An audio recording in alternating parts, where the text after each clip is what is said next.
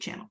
All right, with that, Greg, I'm just going to bring you right up. You really need no introduction, and I know you're going to take care of telling us more about you as we jump in here.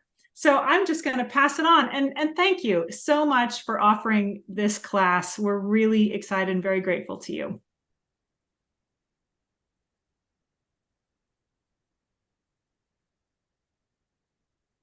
Hey, hello fellow MEAers. I am Greg's avatar. While he is putting the finishing touches on his presentation, I am helping out.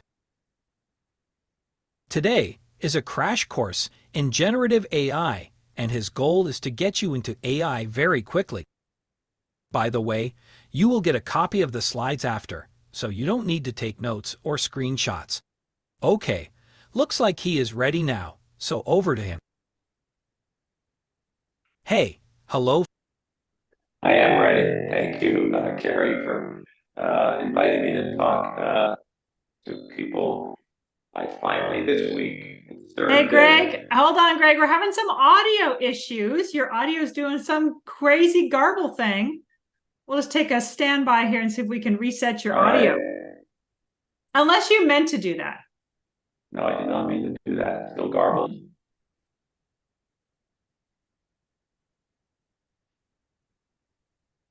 Okay, give me 1 second. Switch back.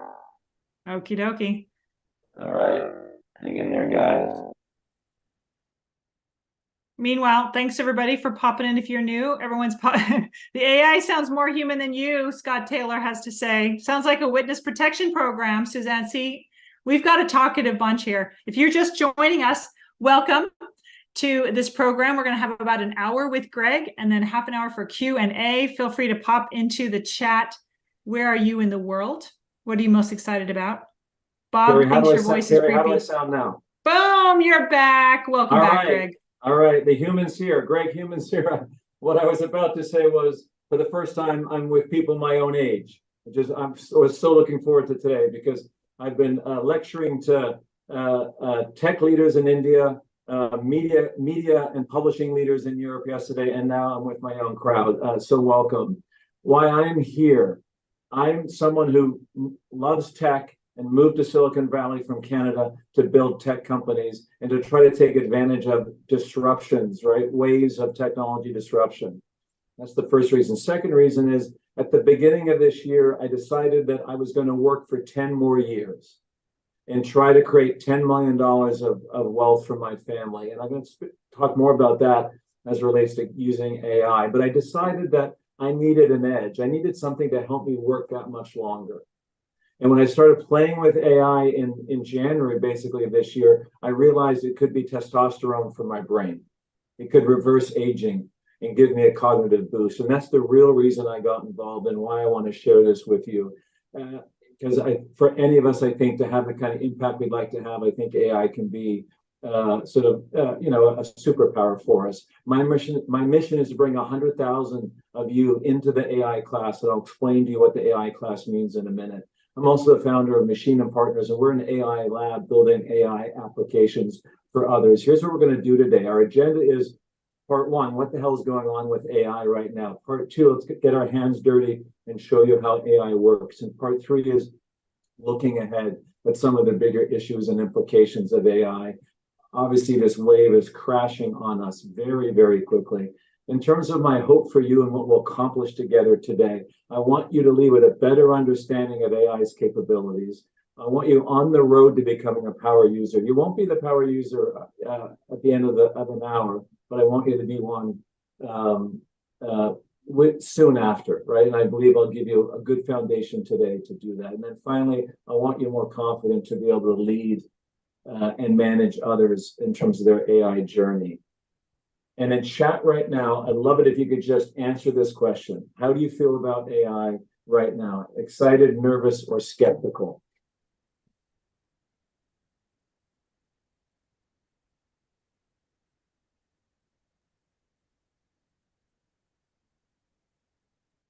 I saw slightly freaked out too there, Greg. Yeah, that's probably nervous plus, right? Nervous on steroids.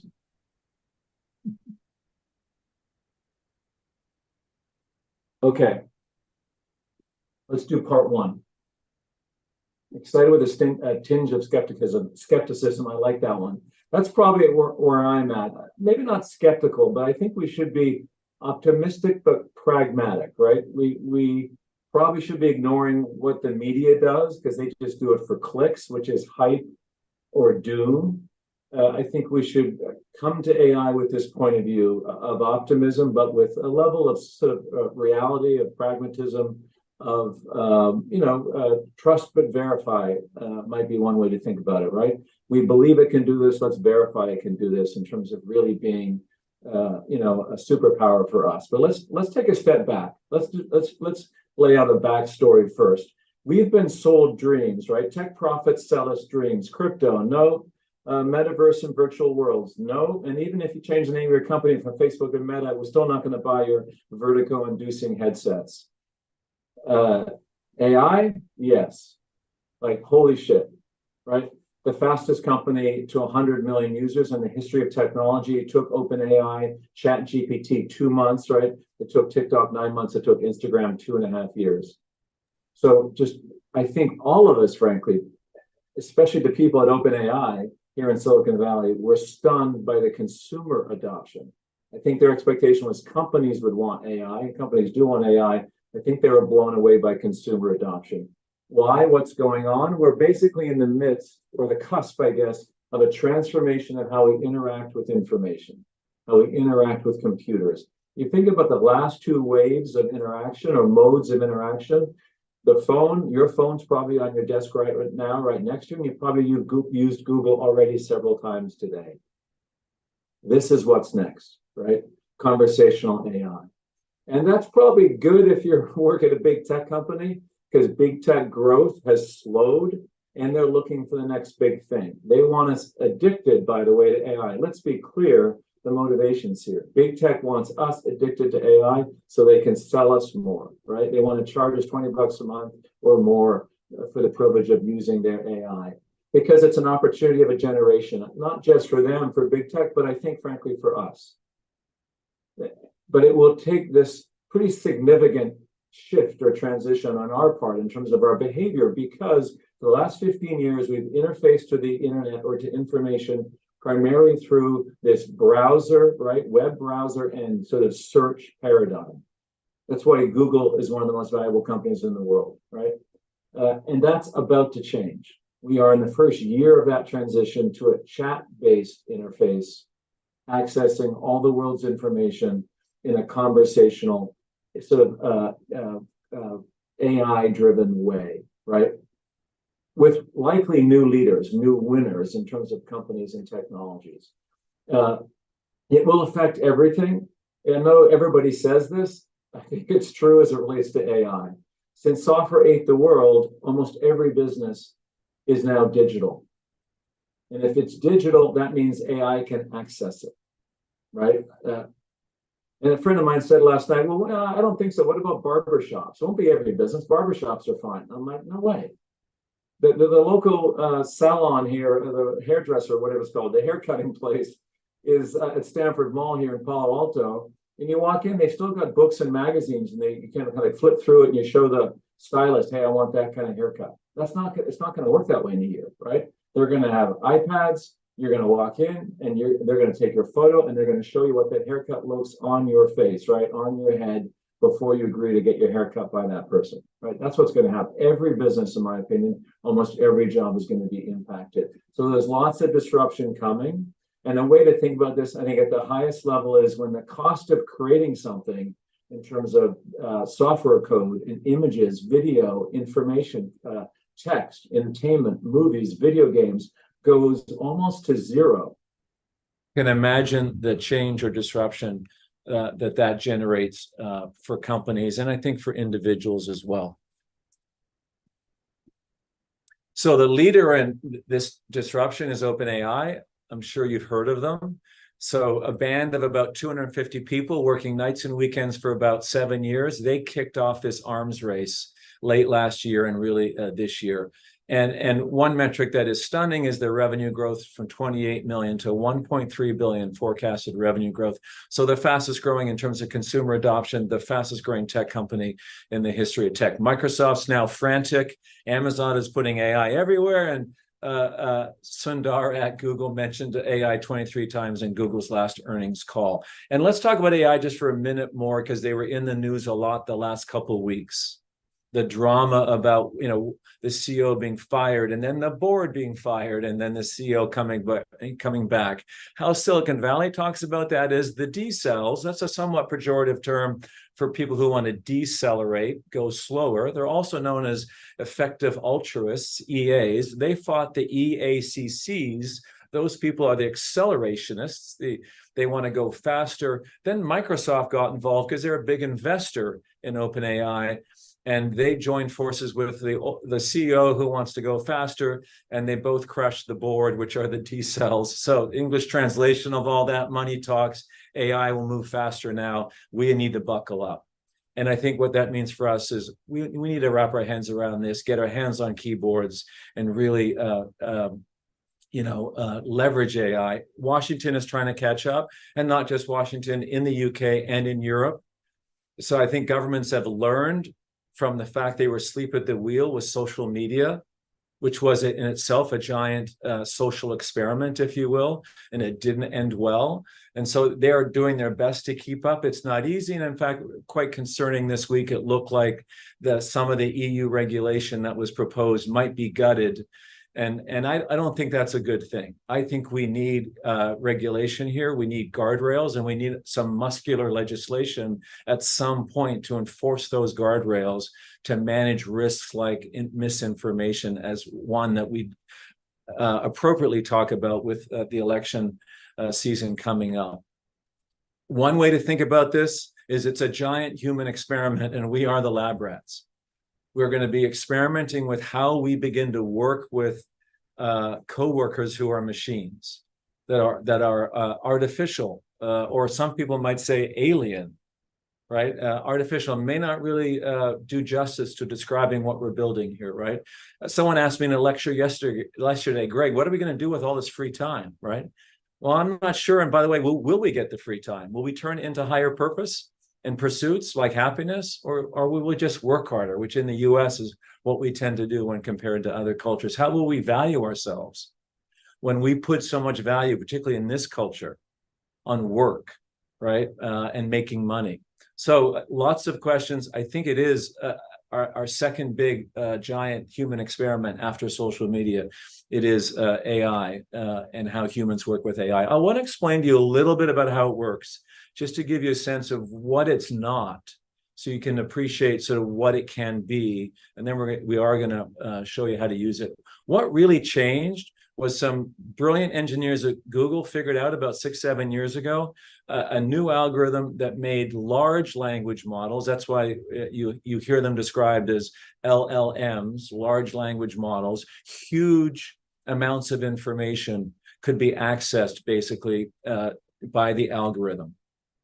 What that meant was we could take all of the information, everything we've written, which meant everything that we felt, everything that we smelled, everything that we thought, everything that we feared, all of our emotions, all of our human experience, we've talked about and we've written it down. That's what the AI is reading, right? The algorithm is a model. It's a statistical model, right? It takes all that information and basically uses its abilities to predict sort of the next word in the answer. It's not like search going and getting a piece of information, and it's not thinking like it's sort of like we're talking to a smart human, right? Not yet, anyway. It basically understands relationships between words based on all of the words that we wrote. That's why it can tell you what it feels like to fall in love. But it's not very good at telling you who the current president of the Philippines is. Right? For that, you actually might want to use Google to get a better answer. But if you want to know what it feels like to fall in love, if you're 14 and living in this country, or any kind of context you might want to provide the AI, it can answer and give you a pretty good answer. So what makes these new models, these LLMs, so special? It's because it feels like they understand us. They don't understand us really, but they have all of human knowledge to access, right? So it feels like they understand us. They can carry on what feels like a natural conversation. It is a conversational interface, right? They remember what we're talking about. They're surprisingly adept at thinking tasks, and we're going to talk more about that. And they seem to have personality and emotion. And in fact, you can prompt or ask the AI to adopt a personality and to adopt a tone, adopt a style, adopt an emotion, and interact with you in that way. So that you can make them sort of human-like, if you will, in terms of your interactions. But they were trained on all of our data. They were trained on all of our information, all of our emotion, all of our human experiences. So they have some of our shortcomings as humans, right? The biggest of which I think is they're biased, right? Because our biases are inside their kind of database, if you will. They do suck at facts because they're predicting an answer. They're not going and getting an answer, right? They're trying to understand what we're asking and trying to basically provide an answer. So they do hallucinate. They're built to get an answer. They're shockingly eager to please. And so they're being eager to please means they want to get us an answer. So they hallucinate in order to provide the answer. It's an important point. It's not like software. Software is deterministic, meaning if you ask the same question, right, you'll get the same answer pretty much every time, right? If you ask an AI like ChatGPT, GPT-4, or Claude, or Bing, or Bard, it will actually give you a different answer to the same question, just 5 minutes later or a day later. Okay, if you're confused, don't worry. I wanted to explain that to you to give you a sense of it's not search and it's not yet intelligence. It's actually sort of an analytical prediction machine based on all of human knowledge. But you don't need to know how the car works to run the car, but you do want to learn how to run the car. And we're going to do that later this afternoon. What this means for you, I don't think it's the time to be a Luddite, right? I think just like Chris Hemsworth and Thor, we need to transition ourselves, if you will. We need to become one with AI, if you will. What this means for us is we're getting a new coworker. And whether you're working or whether you're maybe you've retired already or about to retire, I think about this as a coworker or thought partner, right, in any task, whether it be at home, looking after your health, or at the office in terms of getting stuff done at work, right? We have a very smart coworker. When they're graded on things like medical exams, or GMATs, or SAT tests, they do well. If you do get an IQ test from most of this AI, it comes in at 120 to 145, right? So it's a smart coworker. Imagine a coworker. Imagine someone that had access to the world's information, was very quick in terms of learning new stuff. If you gave it new stuff to learn, right, like immediately, was logical, was data driven, right, was unemotional when making decisions, right, was analytical and creative. Very few of us are both, right? We're not Swiss Army knives typically. We have one or two sort of skills or capabilities that we're good at, and those are the muscles that we kind of strengthened over our lives. But we have these other muscles that are weaker. AI has no weak muscles, right? Its cognitive abilities are very strong across really all domains. I think it's the real superpower of AI. You're working with, an assistant, if you will, that can move across domains, move across religions, move across countries, move across, languages, right? Formats, really anything. So that means we get for ourselves an ability to be more creative, more analytical, maybe more technical if we wanted to be more articulate. So for those who can't write, AI can help us write. And for those that aren't great at that kind of financial analysis, we get someone that can help us do some financial analysis. A friend of mine recently explained to me all the work he did to figure out, when he should start, drawing Social Security. And I think that's a task we'll give to AI soon, right? He was all inside of Excel for days, it sounded like, right? But, when do you do that in terms of thinking about your retirement benefits, right? I think AI will just do that for us very, very easily, right? Kind of in seconds. Remember, we're early. This is like iPhone 2007. We're in the first year. It's early days. There are lots of bugs. You know, it can be slow, it cannot work. It can give you a bad answer. Like it is biased. Now the bias is apparently being programmed out by the tech companies, which is great. You know, it is getting faster. It's been slow this year in terms of sometimes when you work with AI. So just think about it as we're early days, but it's getting better very fast. So your coworker has some flaws, right? They will make surprising mistakes. Like I said, they'll make up answers, hallucinate as Silicon Valley speak for make shit up, right? That's what AI does today. It seems to be about 3% of all queries, you know, have sort of some hallucination inside them. Sounds like a lot. That needs to get down, I'm sure, to under 1% and then close at some point to zero. Google, we're waiting for Google to really enter the AI space. They haven't yet. You know, what they have today is sort of training wheels, and they are rumored to be announcing something called Gemini. And there's no doubt in my mind that they haven't launched it yet because they have not got the accuracy rate up to the level that we would expect from a company like Google, right? And what it brand stands for. So AI can be overconfident, sometimes to a fault. I think a way to think about your coworker is sort of an intern, a summer intern, you know, well-educated and ambitious, energetic summer intern, right? They're eager to please, right? So they may tell you what you want, what you think they think you want to hear, right? And they might do well one day and not so well the next day because maybe they were out drinking the night before the intern, right? Came in a little hungover, right? At least that's my experience with my kids. So that's what we've got now. A really, really powerful summer intern. What's happening? What's happening is tech warned us about this, and it's coming to pass. Earlier this year, tech warned us that they thought AI, generative AI, this version of AI that we have, like GPT, that it was able to do tasks that were really in the domain of knowledge work versus manual or blue-collar work. And that's, in fact, what's starting to happen. So research and studies have been coming out all sort of summer now into the second half of this year. This is one that was HBS, Harvard Business School, with BCG, the consulting firm, looking at consultants, about 800, and they split them into two groups, some using GPT and some not, right? And those using the AI performed better, significantly, completed more tasks more quickly, and 40% higher quality output or results. Another research came out from Wharton recently, research paper, and they compared students with GPT around brainstorming and creativity. And AI is very good at creativity, right? Where it's not fact-based, but where sort of the canvas is more open, if you will, or blank. And GPT, right, AI generated more ideas, of course, faster. It's a computer, right?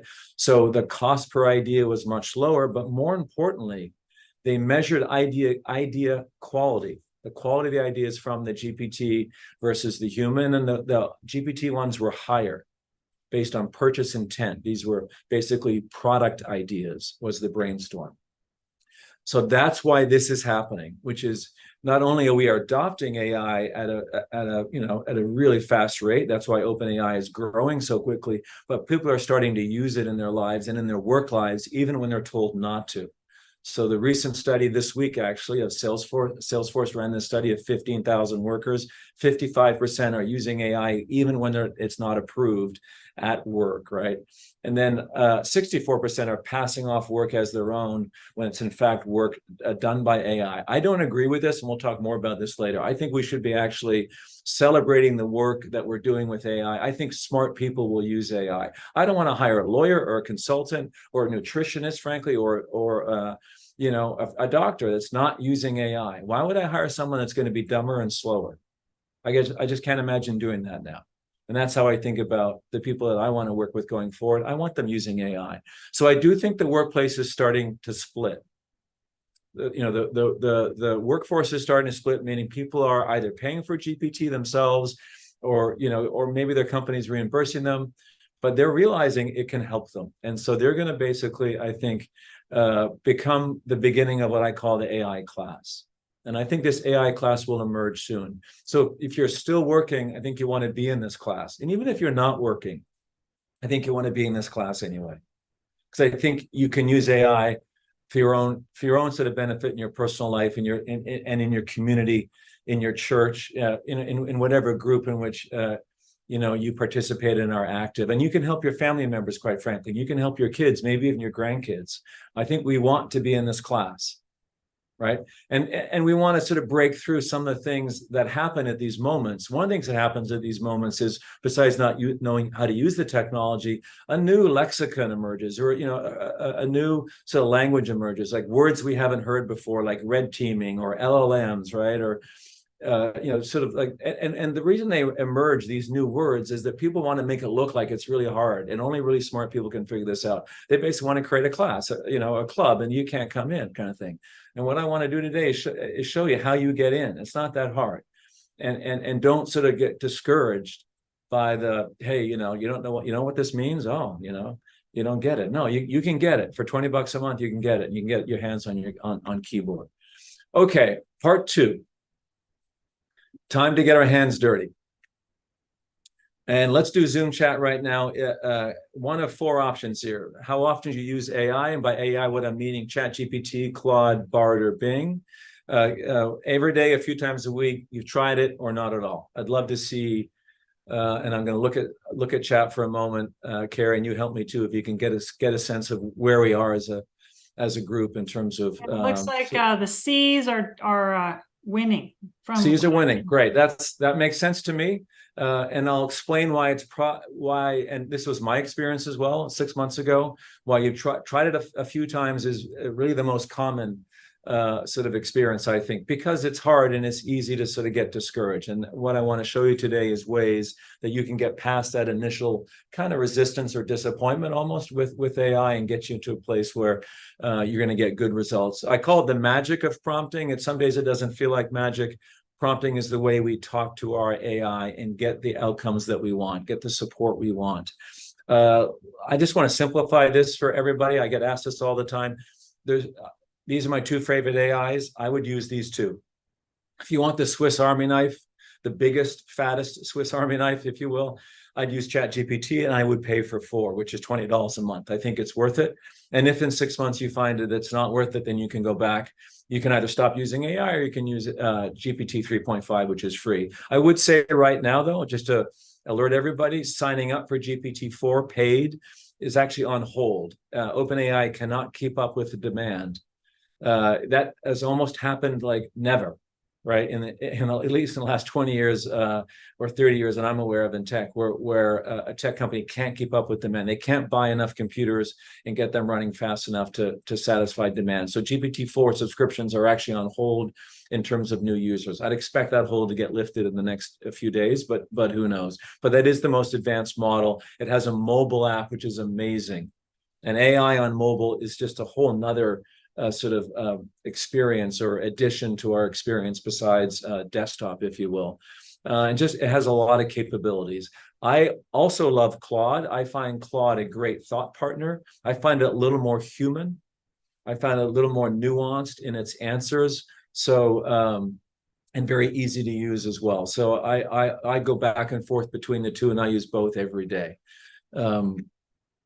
It's simple at the core, and I want to keep it simple. It can get complex fast, and we'll show some of that complexity soon. But the way this works is your prompt is a message. It's a text, right? You're going to start a dialogue with an LLM, with the AI, with something like ChatGPT or Claude, and your response is likely going to be in text. And I'm simplifying. There's different ways you can prompt an AI, and there's different outputs you can get from an AI. But this is basically how it works, right? And it will feel like a natural conversation, and we want it to be a conversation. This is not search. If you think this is like Google but better, it's not. It's not meant to be search, right? It was built as a way to have a conversation with the world's information. The way we prompt is we use 4 building blocks, and you're going to want to at least combine 2 of them to have an effective prompt and to get started, and for some sort of more advanced users, and to get the best answer excuse me, you might use all 4 of these building blocks. I would not overthink this, meaning I would just get started. And just trial and error will give you just a lot of quick experience, and you'll learn. You'll figure out, if you stick with it for a few days, like 30 minutes a day, you'll learn prompting and you'll realize how you get the outcomes you want, right? But use this sort of roadmap, if you will, in terms of the building blocks. The first block is describe the task, right? Be very specific, concise, but with enough detail so the AI knows exactly what you want. Generate a tagline, right? Write an email, list 10 ideas, right? So you could say, hey, let's brainstorm, but the more you can be specific, let's list 10 ideas, right? I think you're going to get a sort of, you're going to start in a better place in terms of working with the AI. So that's your first block, or your first kind of component of a prompt, right? The task description. Then you're going to add context. Context is so important, right? Think about it's just almost anything, right, that we do and say and think is in some sort of context, is in a container of relevance to us, right? To our situation, where we are, where we live, our age, our gender, our health concerns, whatever it might be. We want to provide that context to the AI. It accepts that context as input and can use it to craft an answer. So you can see my examples here, right? If you want to improve team communication, say more about the team. Is it a remote team, or is it a team from a newly merged team, right? Is it a team in different countries, and so on, right? If you want some suggestions on how to spend a marketing budget, say more about your situation, right? What kind of marketing, right? In what country, and so on. So think about context, and again, personally, if you're asking for answers about, let's say, a travel itinerary, tell AI more about your travel plans. Tell AI more about what travel you've enjoyed in the past, right? What length of trip is your favorite length of trips, for example, right? Provide more context. The third, as we begin to sort of expand the prompt and make it even more powerful, is role. You can tell AI what role you want it to play. So you can say to AI, act like a CEO. And I work for you, kind of thing. I'm a direct report of you. You're the CEO, AI, right? Or act as a financial analyst, maybe an inexperienced one or a seasoned one, right? You can, again, really be specific in the role so you can get some nuance in the answer, right? Personally, you could say, you're my spouse. We've been married almost 40 years. Help me out here, right? So role can really add a lot of value to your prompts. And then finally, specific requirements in terms of the output. How do you want to get the information back, right? Again, more clarity or more directness with AI will give you what you want. So tone, right? Speak to me in this way. I'm very data driven, so I want your answer to be data driven, right?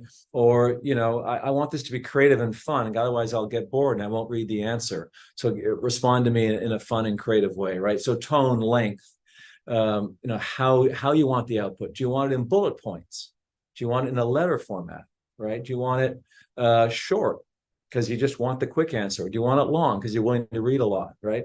So again, this is your ability here to kind of, you got hands on the steering wheel here with your AI to get what you want. Let's summarize.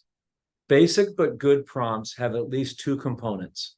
Your task description, simple, straightforward tasks, right? With enough context to get the AI, working in a relevant way for you, right? So, and obviously you can see the examples here, and of course you'll get the deck, so you'll be able to use these examples later. So those are basic but good prompts. Task plus context. Let's go further, right? Now let's add role and more specific requirements, right? So as a content marketer, would be this example, the second example, right? Now you're asking AI to assume a role, and then you're asking AI to give me the information in a certain way, informative but engaging, right? Keep it between 5 and 6 sentences. Now, my advice for everybody is don't cut and paste. You need to check, and we'll talk about that. But you can really set this up so you can get the answer in a way you might be able to reuse it, right? Putting it into a presentation, putting it into an email to your your business partner or your spouse or to one of your kids, however you might want to use the answer, right? I want to talk a little bit about something called custom instructions, because custom instructions, first of all, are specific today to GPT-4 only. So if you are a GPT-4 user or you intend to become one, you will want to set up custom instructions. Think about them as sort of really personalized context for who you are and how you want the AI to work with you. So they stay kind of resident with the AI all the time, right? So this idea of providing context in the prompt, that's one way to do it, of course, but you have to do that every time. Some of these things you want AI to always know about you. So AI, you should always know, right? I'm a 62-year-old guy. I'm 2 years cancer-free, but I want to stay cancer-free. That I want to work for 10 more years. That I want to create $10 million in wealth. I've told my AI that. That sounds kind of weird, maybe, but I've told AI what my goals are and what I want to accomplish, and I've told them about my kids, and how I want AI to work with me in terms of output, right, and my communication style, because I want to be able to take some of what AI does with me and send it to somebody, right, and use it, and so it should sound like me. So I need to tell AI, sort of how to sound like me. So custom instructions, if you're using GPT-4 only at this moment, you need to use custom instructions. I really encourage you to. You also need to check your work. I talked at the outset around this. These AIs are predicting. They're not sort of thinking and writing down the answer. They're predicting, so they make mistakes. Also, because they're eager to please, they tend to hallucinate, right? Make stuff up. So some ways to think about sort of polishing your work with AI, especially if you want others to see it. I would say if you think about your work as, for yourself, or is it going to go to others, right? It might be other family members. It might be to your boss or some other team members, right? So think about improving your prompts with additional context. We've talked about that already, the additional components of a good prompt. Double check yourself, right? If it's something where you care about being accurate, double check. I run some questions are so important to me. I run them through two models. I'll use GPT and Claude, right? I'm not going to run something, let's say, a health diagnostic. I'm not going to run it through today through GPT-4 once and assume, oh, they're right, I'm going to go do that. That's not smart. Google is working on a medical AI. It looks like it's amazing. They will presumably commercialize it at some point and make it available to consumers. Initially, I think it will go to healthcare, practitioners first. And when that happens, then maybe we're ready to sort of really trust a single answer from a single AI. Today, I think for some of these high risk or high value questions, we need to do some quality assurance, right? Do some checking. Again, you can talk about format with AI if you want to get the format more in terms of how you want to use it. You can do this. Follow this path. This path here, and the hour you invest today will probably save you 3 hours and will help you not bounce off AI. And we talked about this at the outset. Kari said that most of you had tried it a few times. This is very common. Most people have this experience with AI, something like GPT, like, wow, oh, that's amazing. And then you play with it a few more times. It's like, what? That's not right. Or it didn't give me the right answer, right? Because they were using it like a search engine, or it hallucinated, or it was slow, or it crashed, right? It's beta. But if you can get through that trough, the bottom, that wait what kind of moment, I encourage you to stay with it. Get your prompting basics down. Then if you're a GPT-4 user, implement your custom instructions. Get comfortable doing things like uploading files and data. Then you'll get better at your prompting, get a little more advanced. And my sense is this will become, if not daily, certainly weekly in terms of usage. And you will have joined the AI class, and that's what I want for you. Bottom line, like a lot of software and really like a lot of work that we do, both in our personal and professional lives, garbage in, garbage out. So the more you craft what goes in, I think you're going to be happier with the outcome. All right, demo time. And I'm mindful of time. I'll do my best here. I've got a couple pre-canned, if you will, or pre-set up prompts. So there you can see Claude. And Haley, can you confirm we're seeing my screen? Great, thank you. So as I said, one of my favorite LLMs or AIs is Claude. So explain the theory of relativity, and AI is going to give me an answer. It's going to be a good and comprehensive answer, and I won't understand most of it, right? I'm just not smart enough. I mean, this is not going to make sense to me, right? So, okay. And I'll see, it shouldn't take too much longer. It allows me to take a sip of water. Or iced tea, I guess it is. Okay, so let's try another prompt though, right? I'm a 12-year-old and I want to learn about the theory of relativity, but I have no science background. Explain it in a way that's easy to understand, but don't dumb it down so much, that I can't really understand it, right? So you're a prompt now with more context, right? More specifics in terms of the outcome you want, right? And now we're going to get a much better answer, right? It's going to talk to us like we're a 12-year-old. So I think this is just a simple example to show you how you can really put your hand on that AI steering wheel. Let me show you a second. I'm going to use GPT now, my other favorite AI. If you're like me, there's been probably more than one moment in your life where you're like, I can't believe IKEA became such a successful company with such shitty instructions.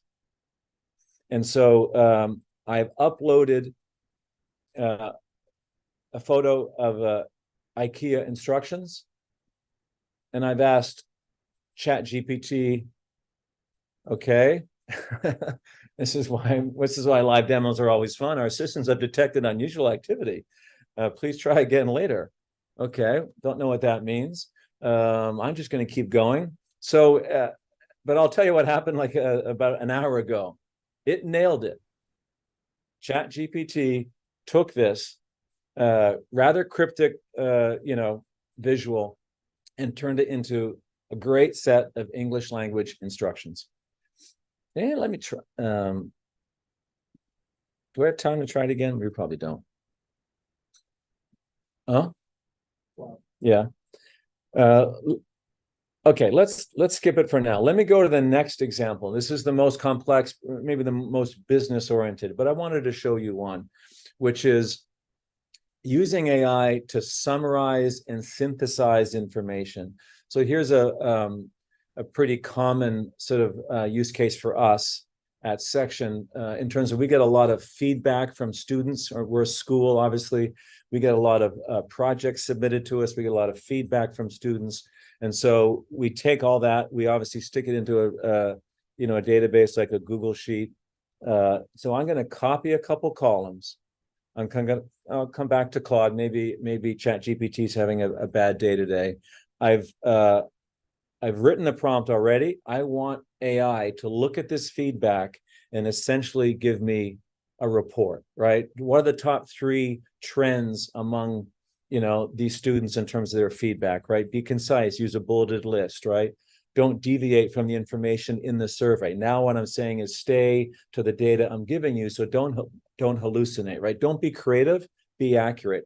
And I'm just going to cut and paste. You saw I just copied those 2 columns of data. I'm not saying anything else to the AI, except I'm grabbing all that data and I'm sticking it in the prompt. Let's see if this works. Hopefully it will, since GPT let me down. So it's taking my data from a Google Sheet. It could come from any really form, right? A format rather, any source, right? It's taking, and it's basically as you can see, in seconds, processing it and giving me some direction, right? And listen, I want to go a little more. Maybe I want to make a presentation, right, from this. So I'm going to say to Claude, okay, that was great, thank you. Now give me, a student quote. So it's going into that data, and it's sort of now you're having a conversation, right? It's you're working on a task together, right? It's not just like, again, not like search where search and answer. So now it's going and grabbing quotes and aligning them to the sort of satisfaction of the students, which is what I asked it to do in the original task. So that just gives you. I really wish that IKEA thing. I'm going to try in the background when we start Q&A to get the IKEA example working. All right, let's keep going. That's demo time. It was quick, but it mostly worked. So just to, well, actually, let me keep going. I think we're good. We covered that in the demo. Analyst use cases. It's one of the challenges, I think, with AI, and one of the questions I get asked most, which is, well, what should I use it for? It's hard to answer the question in that there are literally hundreds or thousands of use cases, and there's hundreds more coming every kind of month, basically, as the technology gets more capable. But what I've done here and how we like to do it is organize them into 4 buckets or categories: generating ideas, analyzing content, and that's what you just saw with my quick use case there, right? I took data and I asked Claude to analyze it, right? Generating content. The way I think about this is blank page. I've got a blank screen, a blank page, a blank something, and I want to get going, right? One way I think about AI is it's a giant V1 generator. It generates V1 for us. It gets us from a blank page to kind of something, right? And then we can go from there. And the last bucket is giving feedback, right? So think about maybe these 4 might be a useful way for you to think about use cases. Another way to think about that I like to use in terms of how I, when I sort of think about my day and what I need to get done, which are the high manpower tasks, repetitive, right? Probably at some level boring, potentially, right? And AI can do that, right? Or potentially do that. And then what are the high brain power? They're less frequent, but they're important, right? Where I need high quality thinking, I'd benefit from a second opinion, and I can use AI in that kind of scenario as well. And sometimes both at the same time, meaning it's high brain power task, and I do it frequently. That'd be sort of the best use of AI, if you will. Let me give you a case study. I did this over the summer, and I think it was really an aha moment for me, a lot of people at my company and my board, right? I asked AI to act as a board member. I've got a world-class board, right? I've got 2 professors from NYU. I've got the former CEO of Time Warner. I've got someone who sits on the board of Moderna and VMware, used to run a technology company called Akamai. Larry Bonner is one of the best investors really in the United States over the last 20 years. I've got a great board, right? Smart, experienced people. I asked 4 different AI to act as a CEO. What I sent the AI, what I uploaded into Claude and GPT was the board deck. I took the pre-read board deck that I send to board members. You could think about it as any report. It doesn't have to be a board deck. It could be any report or information that you send someone to kind of prepare for a meeting, right? Or prepare for a conversation with your doctor, or with your pickleball coach. I don't know, and you upload this information. I uploaded the board deck. What I compared it to was notes we'd taken in the board meeting. So we don't record our board meetings, but I asked for this board meeting in the summer that I asked my team to really do a faithful kind of record of all the input and ideas we got from the board members. And then I compared the output of AI to the human board. GPT-4 did not perform at all well. I gave it a C-. I think it would perform better today. The reason I gave it a C- was it had one significant hallucination, and I just don't tolerate hallucinations, not around something as important as this. But if you look at Claude, it nailed it. 91% of what the board said. Over the 90-minute meeting with the board, with this fantastic board, experienced business people, Claude came really, really close. Right? In seconds. Board meetings take hours for my assistant Haley to set up, right? They last 90 minutes. Then there's probably 60 minutes of follow-up conversations and emails, right? Board meetings are a lot of work, right? And so I sent this to the board. And I said, listen, guys, going forward, I need you to bring your A game, because this is what AI can do. And the way I think about it is I need to bring my A game as well. So for future board meetings, and I have one tomorrow for a board that I'm on, of a golf simulator company, and the CEO sent me his board deck. That's what I'll be doing tonight. I'll be uploading all that pre-read into AI. I'll be getting insights and summaries from AI. And then when I turn up at that board meeting, hopefully I can be a better participant. Hopefully I can contribute more. And my hope is that this is how we'll start to do business, right? And not just business, any conversation of high value. If both sides are well prepared and assisted by AI, I think we'll get better conversations, right? Faster, kind of faster to the stuff that matters and less about the stuff that doesn't matter. That's my hope. AI is going to help us make high stakes decisions. All right, it's been telling us it's been deciding who gets credit cards. Soon it's going to decide who gets the liver transplant. I spoke to a professor at Duke recently, professor of philosophy and ethics. And his point of view was this will be a good thing when AI is at the very least assisting and maybe even making decisions like that. That often decisions like organ transplants are made in the middle of the night, on a phone call, with not enough information, with people who are, sleep deprived and very stressed out kind of thing. And then in fact, there's research that shows that doctors suffer from having to make these decisions. And if there's a doctor or surgeon with us today, I'd love to hear what you think in chat. But this idea of we're going to get assistance, not just for the repetitive basic decisions like who gets a credit card, right? Or is this a fraud transaction? Because that's how we experience AI today. We're gonna use AI to help us decide who to promote, right? Where should I retire? Right, and who gets the liver transplant. Here's some use cases to try out. Obviously, we won't spend time here, meaning you'll get this slide later. And these are just some suggestions, but there are really hundreds. Here's one way to think about it. Don't ask me why I chose Madagascar. I've never been there. I don't think I'll ever go to Madagascar. But let's think about Madagascar for a moment and think about AI versus Google. If you want to know the current weather today in Madagascar, use Google. If you want to know the best restaurant, use Google, right? Coffee shop hours, use Google. Get the flight reservations, again, use Google. You'll keep using search to get these specific answers that you want to be accurate, right?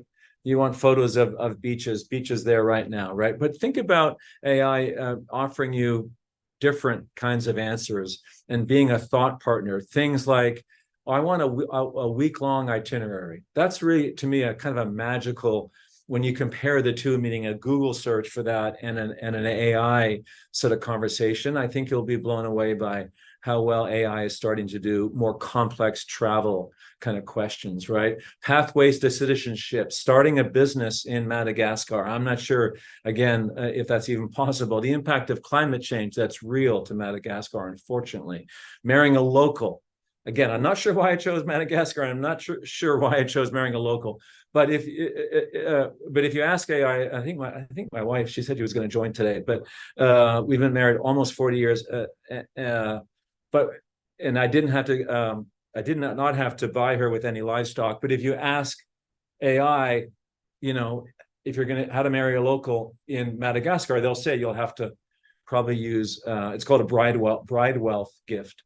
Bride wealth payment, and you'll have to, that'll include livestock. What's next? Something called AI agents. They're here now, starting, and we'll see a lot more next year. Chip Chat, something that the MEA team has launched, is an example basically of an early agent, meaning they have trained a model, they've trained AI on Chip's wisdom and his content, right? And you can interact with it basically more easily, right, than you would if you went to GPT-4 and tried to do it with GPT-4 or Claude, right? So it's kind of a basic agent, and it's what a lot of people are doing right now. But these agents are going to get more complex. They're going to begin to do tasks for us. Right. So we're going to talk to the world's information, including our own information, our own data. Right. And you saw how I loaded my data from that Google sheet into the AI. Right. I could load my own, medical report. Right. I could, load in my scan data, for example. Right. And I can ask it to do tasks. Right. Create a report for me, or even do something else. Right. So these things will get. You'll hear this word a lot: agents, or autonomous agents, or co-pilots is a common word used right now in AI. What it really means is the AI is sort of being more robust, in terms of completing a task. They're kind of beginning to specialize the AI to get something done on behalf of us, the customer or consumer. I'm going to start to wrap up now. My advice: climb this learning curve. You can do it. It might be discouraging. You might have discouraging moments. Please take some time and move up this learning curve. Build your AI toolkit. I told you, get started, GPT-4 and Claude. Here's my complete toolkit. You don't need all this, but here's how I think about it. What I use daily, what do I use often, frequently, monthly, and then what I'm testing. I do use, and I do want to talk about Perplexity. I think it's the best sort of research assistant right now that's AI powered. It's what Google should be, but Google's like a year behind. Perplexity is it. It cites its sources. For example, it really allows you to have a higher level of confidence in the answer you get from AI. So I'd consider Perplexity if you do a lot of that kind of work. I occasionally use Pi. Pi is a therapist. Pi is a very human-like experience. And think about Pi as a coach or a therapist, someone you can talk to. It is shockingly effective and shockingly human. And not all of us can afford therapists or coaches, right? And so Pi might be an answer. Dolly is from the same company as ChatGPT, OpenAI, and it is a great and easy way to create visual designs. You saw my avatar an hour ago. I'm testing, more than testing, I guess at this point, I'm using monthly Synthesia. Bing is Microsoft effort. It's solid. It's basically based on the same technology as GPT. And Bard is a fail, and we're waiting really for Google Gemini sometimes in Q1. I'm beginning to invest some time testing something called Lex.ai, and there are others. It's not the only one, obviously, but really thinking about, can I get from a writing perspective, can I get off the blank? Can I get off the blank page faster? My next piece of advice is join the AI class, please. 30 minutes a day will get you in that class over the next 2 or 3 weeks. Closing thoughts. Here's where we're at today. We have AI is like an overeager intern, right? I believe around the corner is this transition to AI is going to become that much more powerful. It will become our work or life, home or office co-pilot. And I want you to be able to take advantage of that kind of when that happens, when those capabilities become really robust, when the hallucinations go to zero, right? When the accuracies kind of is so reliable. There is this potential, right? This is what tech is telling us. But they were right? When they told us that AI was going to do knowledge work a year ago, they were right. And what they're telling us now is this actually could be something more powerful, right? It could be a superpower. Maybe. We'll see if we get there. So I want you to drink not all the Kool-Aid yet. It's not, we're not going to solve every problem with AI by any means, but I do think you should drink some of the Kool-Aid, so to speak, meaning invest some time, get your overeager intern working for you. The gurus don't agree. Every day we wake up and we'll hear different versions of these stories from apparent gurus, right? Like, it's going to be amazing. We'll get the cure for cancer, and we're going to work 3 days a week. Well, that sounds good. Or it's going to take all of our jobs. That doesn't sound so good. Or it's going to, force human extinction. That doesn't sound good at all, right? Here's how I think about it. Be your own guru. Come to your own conclusions by using it. We don't know. I think we need to manage the risks, particularly in the short term. We need guardrails, and I think they need to come from government. I don't think we should expect big tech to police itself around the use of AI. They haven't shown a great track record in policing itself, and why should they? They have shareholders, and we know what their motivations are. Be your own guru. Here's my hope. My hope is that most of us can't afford a therapist or a doctor or a tutor or a coach or a travel agent, because there are travel agents now, like high-end travel agents, right? Or you can't afford a board or a business mentor. You don't have one. We just don't have access to these kinds of services, or not as frequently or as consistently as we want, right? I'm not naive. Big tech does not want to save the world and provide this stuff to us for free, right? But also don't want to be too cynical. I know cynicism is sort of the prevailing point of view these days. I just find it exhausting. I intend to be optimistic. My hope is that AI, both from big tech and from startups, right, will give us access to these kinds of co-pilots, right? That it will make some of us unemployed. That will happen, and we will have to pivot our careers or change our roles, or kind of reskill ourselves. Again, I'm not naive there. There will be job loss. I don't know how much, but in certain roles it will be significant. In video game design, it will be significant, and it's happening already, and it's going to move very quickly. The paradox of social media is that it ended up connecting us and isolating us at the same time. My sense is that AI will support us in magical ways, but also make us feel more alone at the same time, right? I just think that's sort of the tension, or the two sides of that coin. Hopefully the benefits of an AI coach or an AI doctor will outweigh the isolation of sex bots, and that we'll get these gains. This is a leadership moment, especially for us, especially for you. And as I said at the outset, I'm one of you in terms of stage of life. We have the most experience on the planet. We know the heartaches of life, right? The joys and the challenges, right? The challenges of long marriages, the challenges of careers that have to pivot and move and change and so on, and the economic challenges we face. We have the most human experience. So I want us in this moment to lead. So you need to first join the AI class, and then if you're comfortable, I want you off the sideline and on the field, and to help others as well. I want you leading your team, your group, your friends, your Sunday golf partners or your pickleball partners. By the way, this is my 4th lecture of the week. I am rewarding myself with a 3:30 pickleball game, so I'm looking forward to it. So, it's a moment for us to lead, and leadership means teaching others, right, and bring others along. So if you're comfortable and you feel like you've been able to develop this new capability in your own life, work or personal life, then help others join this class. And the more we get human experience into this movement at this moment, I think we'll be better off, right? Otherwise, we're just going to be led, so to speak, by big tech, and I don't think that's necessarily a good idea. Credit where credit is due. We have some amazing people that helped me create this content and presentation, this lecture, including here in the studio today, Ed and Haley were in our lecture studio here in Palo Alto, Menlo Park area, Northern California. And then we use AI a lot, obviously, to do our work. And so I want to credit Claude, GPT-4, and Perplexity.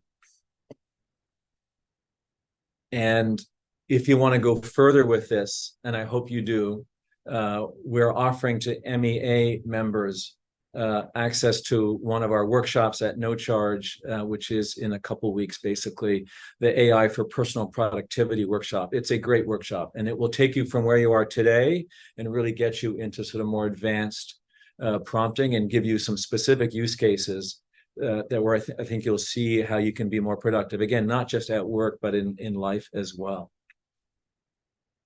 And I'm going to stop talking for a moment. Well done, Greg. If you can stop the share screen, that was amazing. The chat has been blowing up. Those of you who have the time to stay, Greg has agreed to stay on till the bottom of the hour to answer your questions. So go down to the reactions button at the bottom of your Zoom screen and hit the raise your hand. Any question you want to ask, let's get going, and we'll see how many we can get through. Dave Torrey, hey dude, come on up. How are ya? I'm good. Thanks, Kari. That was fantastic, Greg. Loved it. A lot of great ideas to think about. So my question is, in the Wall Street Journal today, there was a little article by Joanna Stern, and the title is Talking to Chatbots for 200K? Sign me up. Welcome to the world of prompt engineering, where you're paid to get the best answers from AI. So obviously nothing in that article would be a surprise to you. So my question is, if you think about who's on this call, there's retired people, semi-retired people, and people that are working. And I'm kind of wondering what your perspective is on where are the economic opportunities. I've got friends and family who are looking for a side gig. Is there any opportunity to build expertise in this and maybe be a consultant or do something part-time, maybe not a $200,000 a year full-time prompt engineer? Yeah, that's a great question. I think about that a lot, and as well. Yes, the two that come to mind immediately, that I'm sure there's hundreds, right? And there'll be more and more as we sort of learn and understand its capabilities. But the two that I can think of right away are exactly what you said. Be an AI coach, be someone and that have you've taught yourself likely, or maybe you took a bunch of courses, but you could. I think AI coaching for AI should be to me, it's worth $100 an hour and maybe more. And that's a very fast way to climb that learning curve. That learning curve, if you do it solo without any instruction or any help, can be 10+ hours, as I said, right? And then to dial in how you want to work with AI for your specific needs, right? That's one idea I think really is a good one. The second would be a version of that, which is customize that for specific use cases. And and this is relevant, or I guess, relevant to me in terms of cancer, but a cancer AI coach. How do we use AI based on the cancer you have or had, and in a really effective way to support your care? And that could be done for any obviously condition or disease. That's maybe another example of, and there could be other versions of that aren't so heavy maybe, but that's what we face at this stage of life. The last thing I'd say is this idea of building. It's getting shockingly easy to build bots, to build these little custom bots, and building bots for other people. It's kind of the extension of the coaching idea, where I listen, hey, for $500, I'll build you a bot because you do this thing every week or every month or every day, even with AI, and you just don't want to have to, basically prompt it. You want to basically bot it, right? And so it's this technology is getting consumerized very quickly, which is why we had what happened with OpenAI, right? The board felt we're moving too fast, and we're just going to move faster at this point. Great question. Okay, Thanks, Dave. Great. Jim, let me bring you up. Hey, Jim. Hi, Greg. Thank you. It's terrific. I'm a writer, so obviously I looked at AI and said, "Oh no, get it away from me! I don't want to see that ugly thing." And I certainly I will never ever, I swear on the head of my late great mother, I will never ever use it for fiction. But when it comes to now and then having to write a quick piece, a quick blog on nonfiction, how do I put in enough of Jim so that my chat will write in the style of Jim? Great question. And the way is just the way you saw me cut and paste that data, and I put it in the prompt. You can give AI examples of your content. A lot of it, by the way. A lot of it, yeah. The amount of content that these AI systems in a single prompt can now take is a lot. I mean, a lot, right? Like half a book or something. Like it's a lot. So build, get a PDF. You put that into the prompt and say, "Here, put it in here's the a prompt. Sample of my writing." Here's a sample. Right? I write like this. Yeah. And by the way, I want to question. I want to challenge your first statement, though. I'll never use it for fiction, swearing on someone's grave. I think I would approach that like, well, maybe. No, there are days you have a tough day and you have a blank page. I know there are. That's bullshit. Fiction has to come from the head and heart. Okay. Well, Coming from a man who did learn how to surf on what? Your 80th okay, birthday? don't give me that crap, Kari. Come on, no, you did. You're the king of growth mindset. All right, thank you, Jim. Scott Taylor, come on up, my friend. Great, thanks, Greg. That was a great presentation. And the specific. Oh, we just lost your mute. Lost your voice to mute. Yep. There you go. Hopefully, I'm back. Yep. The specific examples were very, very helpful. Thanks for the great presentation. A question. Most of your examples were about generating text. You mentioned DALL-E as being sort of your design tool, but I'm interested in what you think the state of the art is in terms of being able to generate visuals, presentations, other sorts of things, or is that kind of in the next wave? No, I think it's here now. I think Mid-Journey, I think, would be considered maybe the gold standard right now in terms of creating really amazing visuals. I find it hard to work with, and I'm not a designer. I'm not someone that needs that kind of level of capability. DALL-E is a step down according to my design friends and creative friends, but it's just much easier to work with, and you can prompt inside of GPT to DALL-E. I think we're already there, meaning we're getting great visual output from models, which is why I think the video game design industry is literally being upended as we speak, because they're getting the kind of results they want from AI. And so no, we're there. I think what's next is video, synthetic video and synthetic audio. And you could see from my avatar, it's good, not great, but that's going to be great, by March of next year, let's say, right? So no, I think we're ready to go. And I think what's amazing about that is for those of us who are not creative, but want to bring sort of an idea we have to life, right? So others can understand it. For those who aren't creative or aren't visually creative, we have to use words. And now we don't, right? Now we can, if we're word-based, now we can be visual. And of course, reverse. We can be visual and then ask AI to turn it into words for us. And we can tell AI, turn it into words that a CFO would agree to, or my wife will agree to, or whatever it might be. Thank you, Scott. Great, thank you. Let me bring up Amy. Come on up, Amy. Hello. Thank you, Greg. Amazing. Great to hear. It's funny. Kind of glad you called Scott right before me, because I was following into sort of the same things, because I come from a visual world, and you kind of answered some of it already. But your statement about, and I don't do video game design, thankfully, but I guess I was curious more what you meant about that people would lose their jobs. I guess in what capacity? As I think as a creative, where is that going to affect creative aspects with, say, Midjourney and things like that? Yeah, listen, it's hard to tell, and I'm not comfortable usually making job loss predictions for obvious reasons. And I think the way to think about it at this moment is this way: that if you are not a strong performer, every team has, right, a distribution of capabilities in terms of individuals. You have your superstar, you have most people hopefully are sort of pretty good, and then you've got one or two people that are struggling, right? They're the laggards in the team in terms of their skills, their capabilities, their output. Those people will be impacted, I think, in almost any creative domain.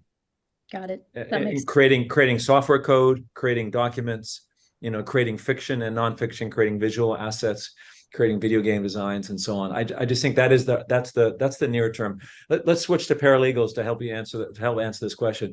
I think will all paralegals go away? Of course not. But when I think about this, I think about we have a team of 10 paralegals that will become probably 6 or 4, but 2 or 3 of those people will be in new jobs, right? Verifying the output of AI, right? So they'll be supporting the team, to get the most out of AI and get that efficiency. And there will be some job loss. It's something like that, I think, in a lot of these functions. Great. I appreciate it. Thanks, Greg. Thanks, Amy. Michael, come on up, and then I'll grab you. I'm glad you came back. Pascal, we'll grab you right next. Hi, Michael. You're on mute as well, my friend. Can you hear me now? Now we can. Thank you. Thanks, Kari. Thanks, Greg. It was really good. I was a B at the beginning of the program. I'm using it sometimes each week. How can we learn how to write better prompts? Is as simple, old-fashioned? Is there a YouTube video you recommend? Book, absolutely. Yeah, I wouldn't do a book. I do 2 things. I take a couple courses either on YouTube for free. Take the course that Section's going to provide if that time works for you. So you can be taught it. Also, there are things called prompt libraries, where people have basically built hundreds, in some cases, of pre-canned prompts, where they've done some of that work for you in terms of well-constructed prompts.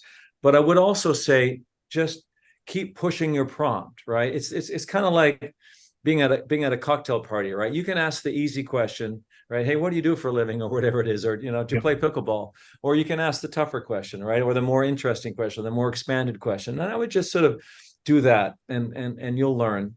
I would also say cut and paste the prompts that work well and stick them in the document. So think about setting up a little AI workspace on your computer, and just have a Google Doc or a Notion page or whatever it is, an Apple Notes page, where if a prompt worked really well for you and you liked the output of the AI, just grab that prompt, cut and paste it, and save it, right? And note the name of the AI you were using, GPT or Claude or whatever. Just note that and just save the prompt. You'll probably end up in a year with your own little prompt library of the prompts that you find are working well. I would also say that agents, as I mentioned, are coming. Prompting is hard. Let's be clear, right? Most consumers are not going to become great prompters. We probably don't want them to be, and nor does big tech. So I think we can expect prompting to begin to kind of recede in terms of its the need for it. In this idea of you're going to be talking to your AI. And by the way, one of the reasons I love GPT-4 is the mobile app, the ability to interact with vision and voice. So let me give you a use case right now. Almost no prompting required, right? You can put a phone down at a meeting and just record a meeting, and then ask GPT via voice to create a summary of the meeting and draft the meeting notes or the follow-up email, something like that. You could do it with a doctor, right? Even so, and you're interacting with the AI via voice. You're not prompting in terms of on keyboard, right? So this is where we're going. It's going to be easier for us. It'll take a year or two, though. Thanks a lot. Thanks, Michael. Pascal, come on up.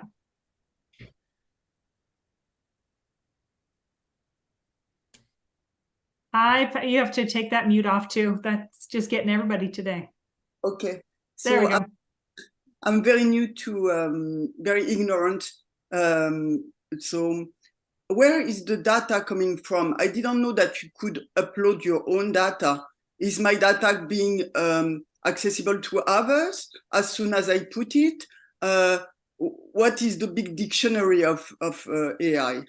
Yeah, it's a great question. So first of all, the AI, the model, they've basically absorbed as much of the world's information as they can. So just think about that as it's a giant database of all the world's content, sitting somewhere, somewhere on some computer server somewhere, right? That's sort of the base data. And then, yes, you can upload your own data, and that's taking that from, your desktop and putting it into the AI. So that's basically how it works. And the more we make more information, and the more the world makes in terms of information, the more the AI companies try to get that information into their models, right? That's why you might have heard, well, GPT is relevant to April 2023.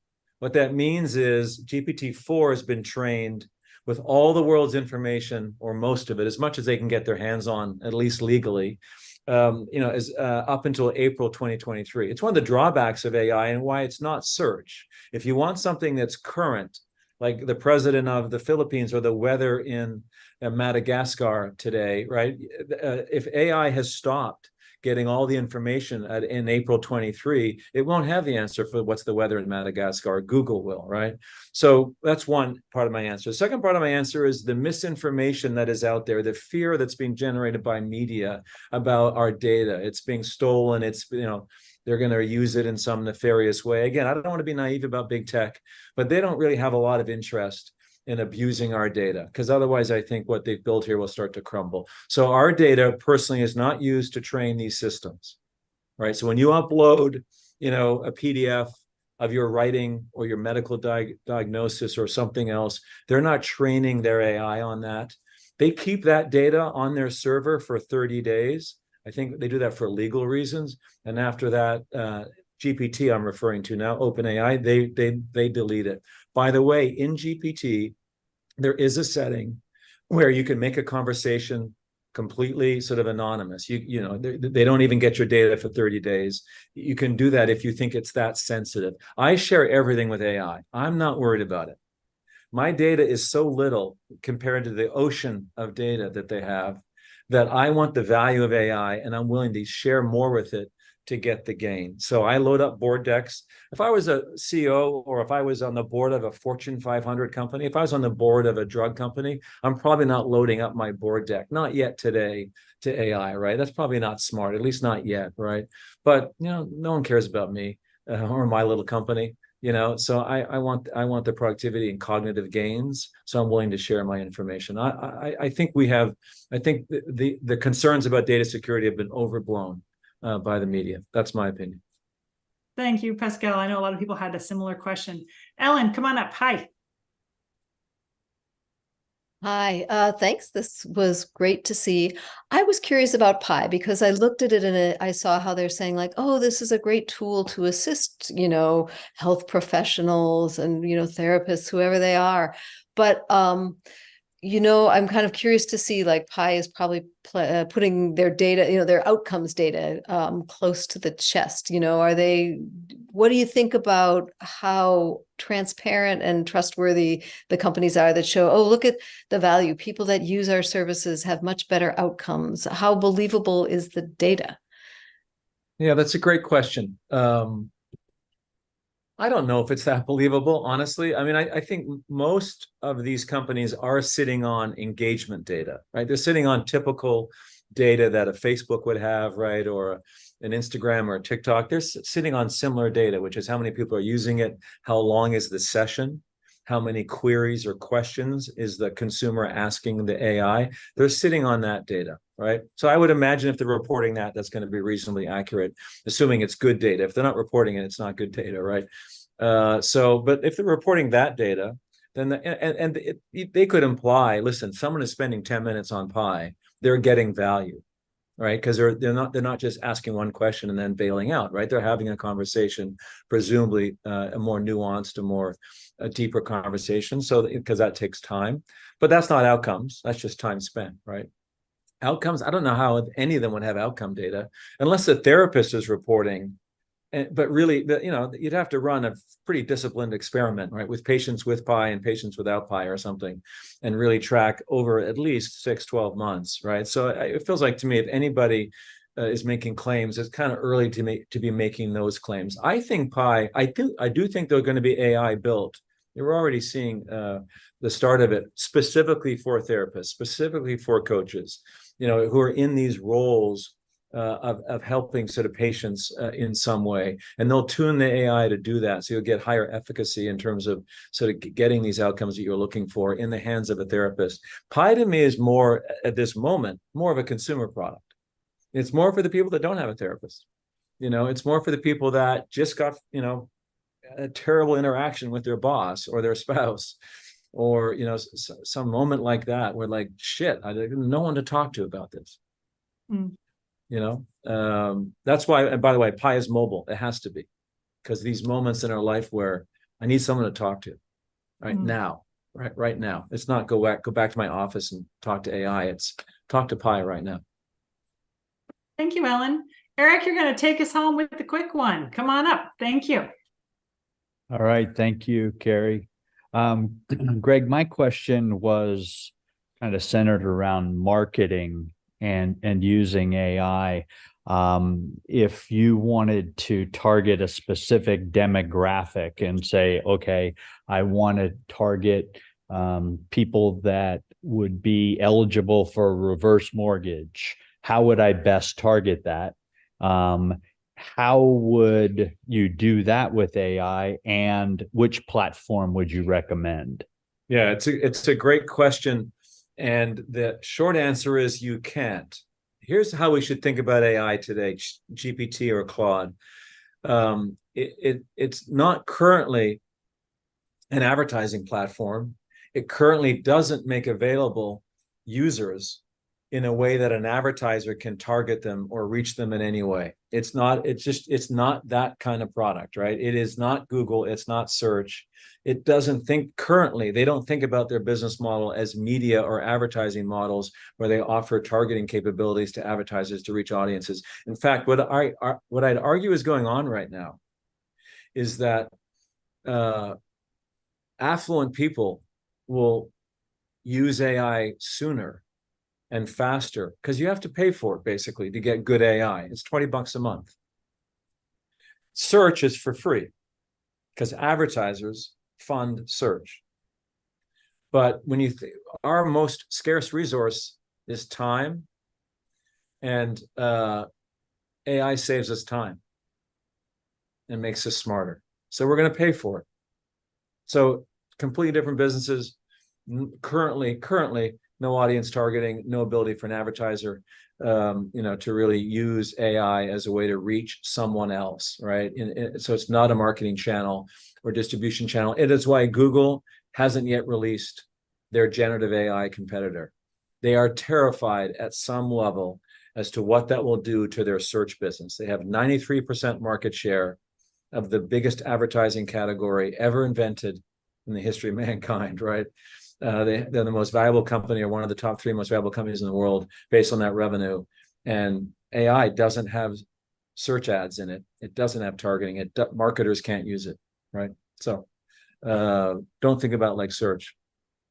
Kari, I had one more thing to say before you wrap. Thank you, Eric. Yeah, that sounds great. We're going to bring it home. So final words from you, Greg, and thank you. This was amazing, you guys. Great comments, great thoughts. We're going to send you the recording, so don't worry. Wrap it up for us, Greg. I just wanted to acknowledge all of you. And this moment is defined by AI, and it looks like you're deciding to invest some of your time to figure this out. So you are living in this moment. And I just think our generation have a lot to offer here. And I just want to props to you guys. I appreciate you showing up today, investing your time. I appreciate you trying to live in this present moment and harness these technologies. So I have a lot of respect and appreciation for you. Thanks for joining us. Well done. Thank you, Greg. Let's put it up, everybody. And as Chip likes to say, as modern elders, we are the wisdom workers. So maybe the knowledge workers are edging out, but you are the wisdom workers, and the wisdom you've gained is invaluable. So I hope you've enjoyed this. If this is your first time to join us, know that we will be sending you a follow-up. We have another conversation next week with Jeff Hall from Harvard, talking a little bit about becoming wise in an AI-driven world. So we're going to keep these conversations going. Be sure to check out the Chip Chat. It's so much fun to play with. And with that, put in the chat your final goodbyes to each other and one thing you learned from today. What did you learn today? Throw it in the chat as we send you out the door. Yes, I know everybody wants the slides. We'll be doing our homework. That you want to learn more. Great answer, Cindy. Love that. All right, so with that, we will be sending you the link to join the class. Offered by Section, free for you guys. That's a big deal. So thank you, Section, for the relationship with MEA to provide that for you guys for free, for MEA alone. So be sure and grab that, and we can have a chat about it later. And have a great day, everybody. And thank you again, Greg and the Section team. We really appreciate you. Have a good one, everybody. Thanks again for coming.